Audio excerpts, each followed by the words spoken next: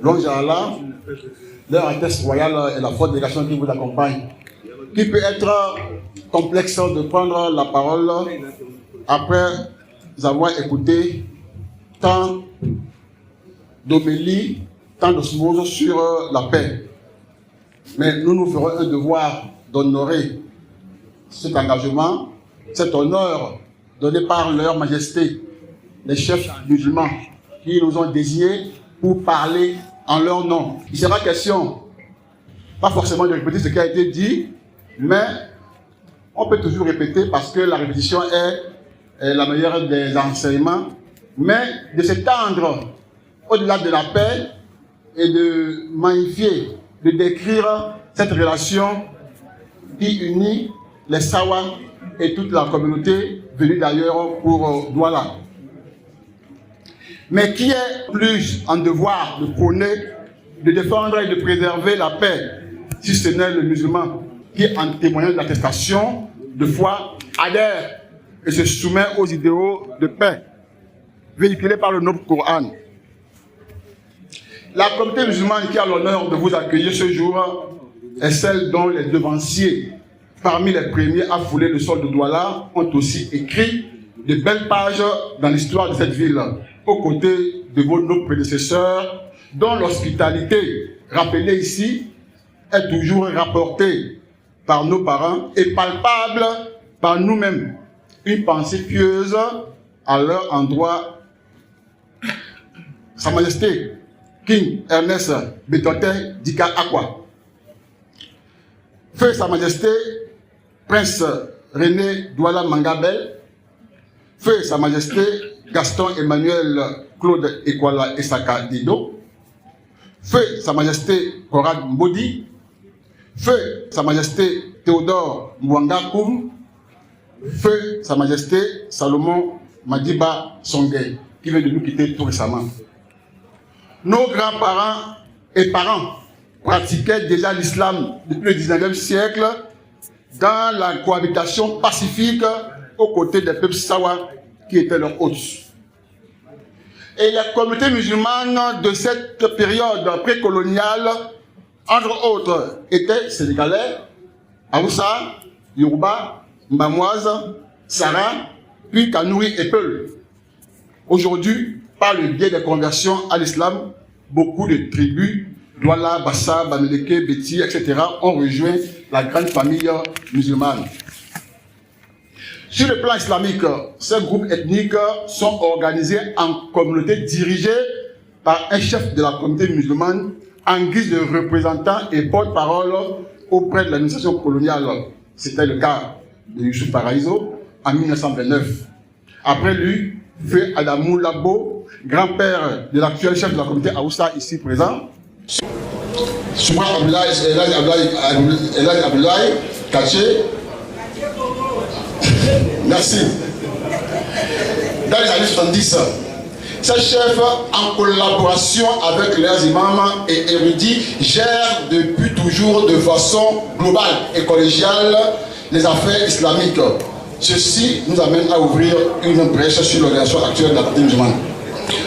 Au début des années 90, suite au mouvement de prosélytisme plus accru observé au sein de la ville cosmopolite de Douala, l'autorité administrative, sous le conseil du gouverneur Luc Loué, exhorta ces chefs de communauté à formaliser leur organisation en la faveur de la nouvelle loi numéro 90/053 sur la liberté d'association, sans leur dénier le fait d'exister en tant que communauté, préservant leurs us et coutumes comme cela a toujours été le cas. Cette formalisation avait donc pour but de revenir sur un représentant de la communauté, porte-parole de celle-ci, et c'est ce que joue Elhadji Aboubacar Bako, ici présent. Ce qui a été fait par la création du Conseil des chefs et dignitaires musulmans du Sud-Ouest, dont le premier président fut Elhadji Tanko Amadou, son nom a été cité ici plus d'une fois. À lui succédera Feu Sa Majesté Elhadji Hussein Adamou Labo, et c'est Sa Majesté Elhadji Aboubacar Bako qui assure actuellement la présidence et qui est le chef de la communauté musulmane. Il est assisté du grand imam et les grands érudits dont certaines grandes figures méritent d'être cités.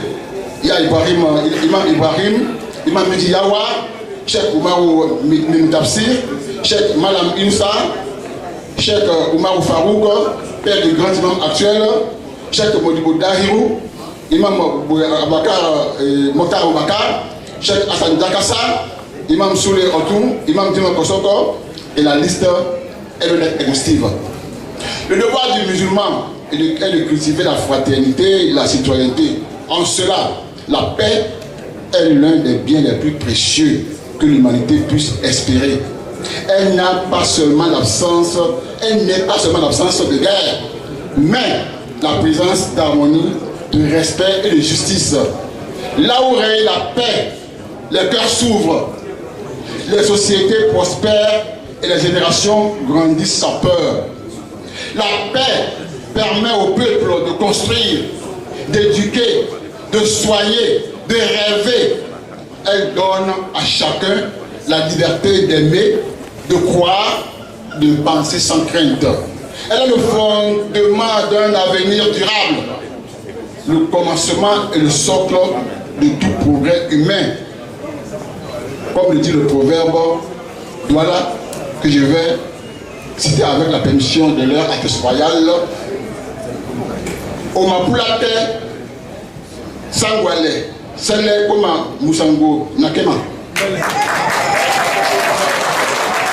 Ce qui veut dire littéralement, si tu veux un champ, fais la paix avec le singe. Faire l'éloge de la paix, c'est reconnaître sa fragilité et sa valeur. C'est choisir le dialogue plutôt que la violence, la solidarité plutôt que la division. C'est cultiver en soi-même la tolérance et l'espérance. Car la paix ne se décrète pas. Elle se construit chaque jour, par chaque geste, chaque parole. Elle commence à chacun de nous. Et je m'étais demandé, avant de clôturer ce propos, de remercier grandement le maire de la commune d'arrondissement de Douala 2e, Madame Fampo Denise, pour ses actions et pour avoir mis à la disposition cette fonction salle. Elle a fait avec nous été cette occupation. Et le président du conseil m'a aussi demandé particulièrement et spécialement de remercier le professeur Guillaume Kambi Ebongue pour les facilités dont il a fait montre durant l'organisation de cette rencontre et qu'il en soit récompensé par le Seigneur. Nous ne manquerons pas d'exprimer notre gratitude aux autorités municipales de la ville de Douala, de rendre hommage particulier, de rendre un hommage particulier, Feu Oudolf Tokoto, Feu Joseph Dibita Pokosi Doumbedou, Docteur Fils Dolin, Docteur Roger Mbassadine.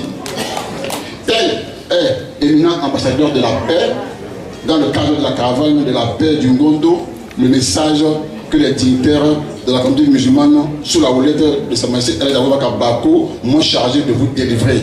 Veuillez croire à notre profond attachement aux idéaux de paix prônés par le chef de l'État, son Excellence Paul Biya. Que la paix et la bénédiction d'Allah soient sur tous. Je vous remercie.